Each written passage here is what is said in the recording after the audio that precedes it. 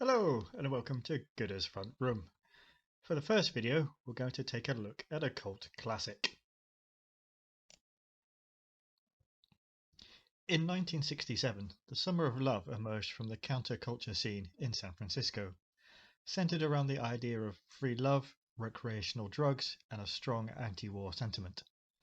A year later, French director Roger Vadim took the movement into space with Barbarella. Based on the French comic by Jean-Claude Forest, originally published in 1962, the comic had anticipated the sexual revolution that was now taking place. The film takes a number of elements and characters from the comic, but also invents some of its own, including the main villain, Durand. As the film begins, we learn that Earth has been free of conflict for centuries and has no military. There are fears that a scientist who has disappeared has invented something which could become a terrible weapon in the hands of a primitive, violent culture. Jane Fonda's Barbarella is tasked with tracking down the scientist, and she struggles to understand the very concept of weapons before her spaceship crashes on the planet she has been sent to search. And so begins a series of strange adventures. These lead her on her way to Sogo, a city of sin overseen by the Great Tyrant. The city's name a reference to the biblical cities of Sodom and Gomorrah. On her travels, she meets Pygar, who is literally an angel. In the city there is violence of all types, but also a resistance movement which Barbarella ends up helping, before discovering the scientist she has been sent to find. The city is an unsubtle critique of the primitive culture of 20th century Earth, its denizens finding joy in cruelty and violence.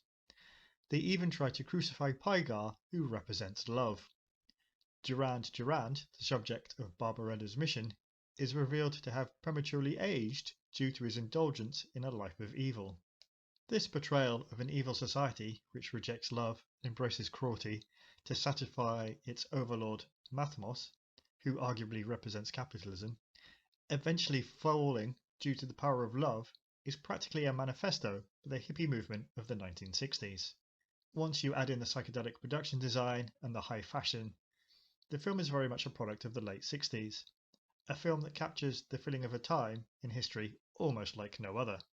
It has become a key cultural artifact of the era and has impacted popular culture even to this day.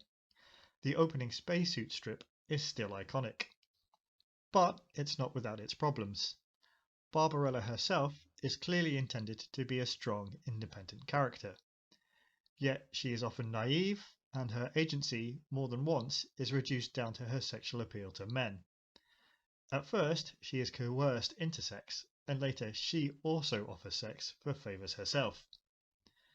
Somewhat problematically, when she tries to use other means to thwart her enemies, she is seen to fail.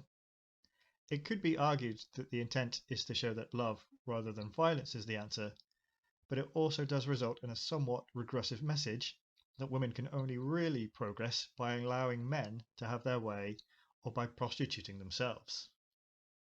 Fonda felt her first priority for Barbarella was to keep her innocent, saying the character is not a vamp and her sexuality is not measured by the rules of our society. She is not being promiscuous, but she follows the natural reaction of another type of upbringing. She is not a so-called sexually liberated woman either. That would mean rebellion against something. She is different. She was born free.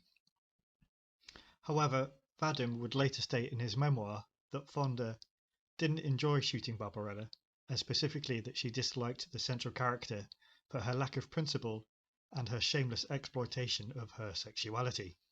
Perhaps, though, that makes the film an accurate reflection of the Summer of Love, which itself had a very mixed impact on sexual relations. Watching the film, it's almost as if Swift had written Gulliver's Travels in the summer of '67. It's a hard film to recommend, as gorgeous as it looks, unless you are interested in it as a time capsule of a specific period in time, or perhaps prepared to watch it with chemical assistance as many would have that summer.